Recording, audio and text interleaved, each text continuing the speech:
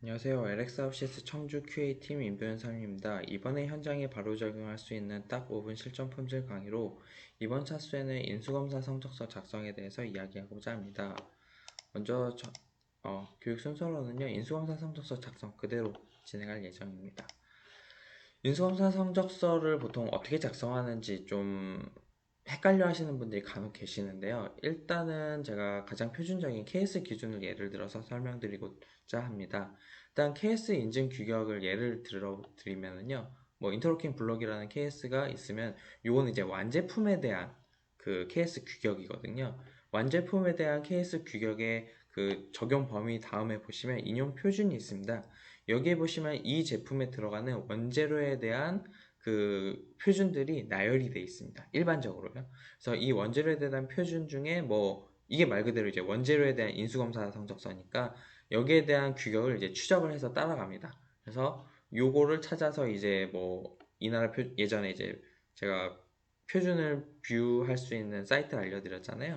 거기 찾아가서 조회를 해보시면 거기에 대해서 원재료에 대한 규격, 제품 검사에 대한 이런 경결함, 중결함, 치명결함에 대한 검사 항목들이 쭉 나열되어 있습니다. 그래서 아까 보셨던 그 콘크리트용 골재에 대해서 만약에 이제 나타내시면 거기에 대한 검사 제품 항목은 이렇게 있고 여기에 대한 결함 구분 솔직히 뭐 경결함은 간단한 건데 치명결함, 중결함 정도 되면은 케이스에서 이제 불합격이 될 수도 있거든요.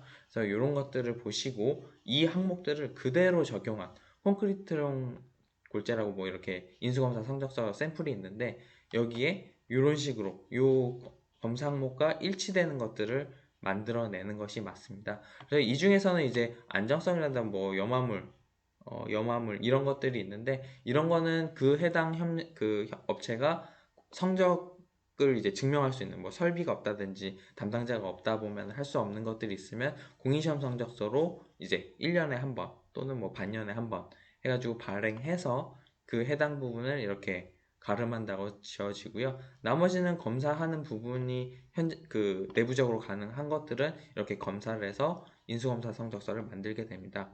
그래서 인수검사 성적서를 만드실 때 항상 어느 항목을 이제 검사를 해야 되는지 어느 항목을 지정돼야 되는지 이게 많이 헷갈리시는 분들이 많은데 가장 좋은 방법은 이렇게 국가표준을 근거를 가지고 갖고 와서 검사 항목을 만드시고요. 그 다음에 베스트는 실제로 해당 제품을 만들고 생산하고 하시면서 제품 품질에 영향을 미치는 원재료에 대한 항목들이 있으실 겁니다.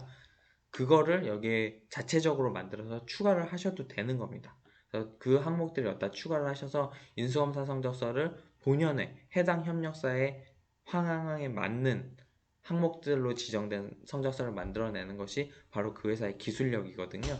그래서 그렇게 만들어내시고 이렇게 인수검사 성적서를 구축하시고 꾸준히 발전해 나가시면 좀 더 나은 품질 수준을 갖추게 되실 겁니다.